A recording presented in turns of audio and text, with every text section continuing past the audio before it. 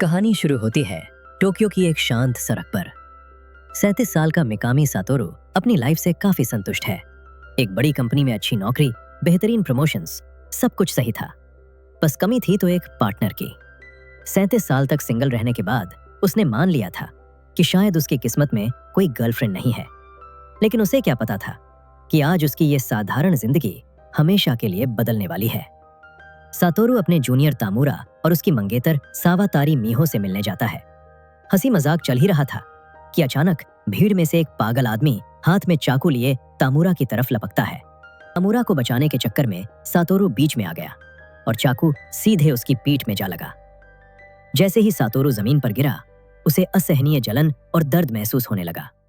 लेकिन यहां से कहानी एक अजीब मोड़ लेती है। सातोरू के दिमाग में एक रोबोटिक आवाज गूंजने लगती है। उसे लग रहा था कि वो मर रहा था, लेकिन अनजाने में वो एक नई दुनिया के लिए खुद को अपग्रेड कर रहा था। अपनी आखिरी सांसें गिनते हुए सातोरू तामुरा से एक आखिरी वादा मांगता है।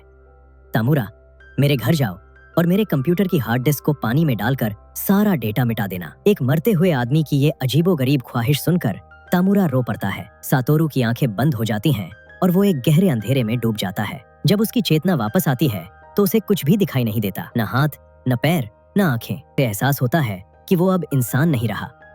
वो एक चिपचिपा, गोल और लचीला स्लाइम बन चुका है। घबराने के बजाय वो अपनी नई एबिलिटीज को एक्सप्लोर करने लगता है। उसे पता चलता है कि उसके अंदर ग्रेट सेज नाम की एक स्किल है जो उसे गाइड करती है, और प्रेडेटर स्किल जिससे वो किसी भी चीज को निगलकर उसकी शक्ति हासिल कर सकता है। वो गुफा में मौजूद कीमती जड़ी बूटियों और जादुई पत्थरों को खाना शुरू करता है, जिससे वो और भी शक्तिशाली हो जाता है। तभी गुफा की गहराई से एक ऐसी आवाज आती है जिससे पूरी जमीन हिल जाती है। यह आवाज थी स्टॉर्म ड्रैगन वेल्डोरा की, एक विशाल खौफनाक ड्रैगन जिसे 300 साल पहले एक हीरो ने कैद कर दिया था। अब सातोरू का नया वजूद है ड्रैगन से डरने के बजाय उससे बात करता है। दोनों को एहसास होता है कि वे दोनों ही अकेले हैं। वेल्डोरा उसे दूसरी दुनिया के लोगों और जादुई शक्तियों के बारे में बताता है। सातोरू के व्यवहार से खुश होकर वेल्डोरा उससे दोस्ती का हाथ बढ़ाता है। लेकिन कहानी यहाँ खत्म नहीं होती। जहां एक तरफ रिमुरु इस जादुई दुनिया में अपना पहला दोस्त बना रहा था, वहीं दूसरी तरफ हमारी असली दुनिया में तामुरा अपने वादे को नहीं भूला था। वो सातोरू के कंप्यूटर का सारा डेटा मिटा देता है और उसकी याद में कसम खाता है कि जब उसका बेटा होगा तो वो उसका नाम सातोरू ही रखेगा। स्टॉर्म ड्रैगन वेल्डोरा अपनी बेबसी की कहानी सुना रहा है। वो इनफाइनाइट इम्प्रिजनमेंट नाम की एक ऐसी जादुई जेल में बंद है जिसे तोड़ना नामुमकिन माना जाता है। वेल्डोरा बताता है कि उसकी जादुई शक्ति यानी मैजिक्यूल्स तेजी से लीक हो रहे हैं और अगले 100 सालों में उसका वजूद पूरी तरह मिट जाएगा। रिमुरु, जो अपनी पिछली जिंदगी में एक अकेला इंसान था, वेल्डोरा के अकेलेपन और उसके मरते जाने के डर को बखूबी समझ सकता था। यहीं पर रिमुरु एक ऐसा साहसी फैसला लेता है जो इस दुनिया के इतिहास को बदलने वाला था।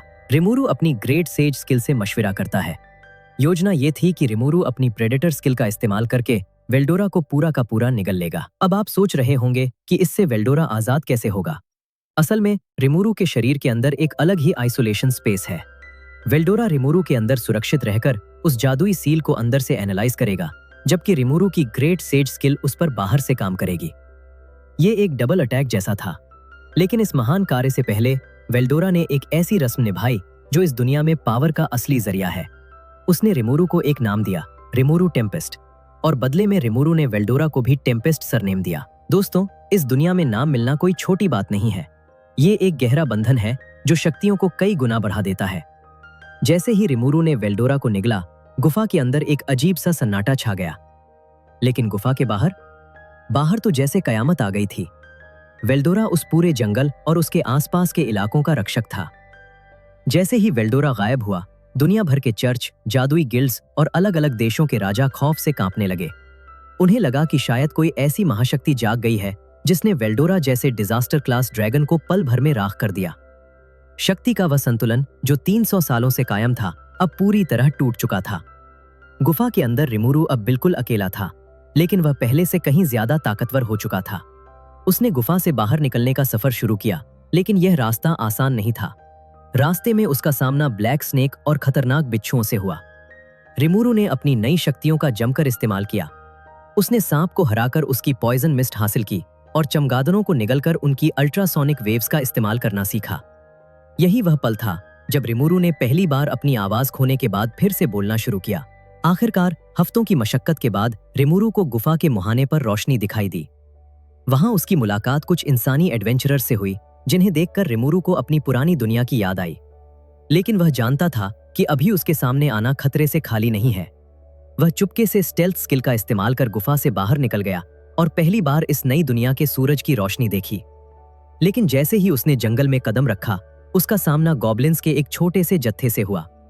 ये गॉब्लिन्स बहुत डरे हुए थे। रिमुरु की असीम जादुई ऊर्जा को देखकर उन्हें लगा कि उनके सामने कोई देवता प्रकट हो गया है। गॉब्लिन्स का मुखिया रिमुरु के सामने झुक गया और अपनी दुर्दशा सुनाई। वेल्डोरा के गायब होते ही जंगल के सबसे खूंखार शिकारी डायर वुल्व्स ने उनके गांव पर हमला बोल दिया था। गॉब्लिन्स के कई बहादुर योद्धा मारे जा चुके थे और अब वे पूरी तरह खत्म होने की कगार पर थे। रिमुरु चाहता तो वहां से जा सकता था, लेकिन उस छोटे से स्लाइम के अंदर अभी भी सातोरु का वह नेक दिल धड़क रहा था। उसने एक बहुत बड़ा वादा कर दिया, मैं तुम्हारे गांव की रक्षा करूंगा। मुखिया ने बदले में रिमुरु को अपना भगवान और रक्षक मान लिया। लेकिन दोस्तों, चुनौती बहुत बड़ी थी। रिमुरु एक तरफ अकेला स्लाइम था और दूसरी तरफ थे सैकड़ों खूंखार भेड़ियों का झुंड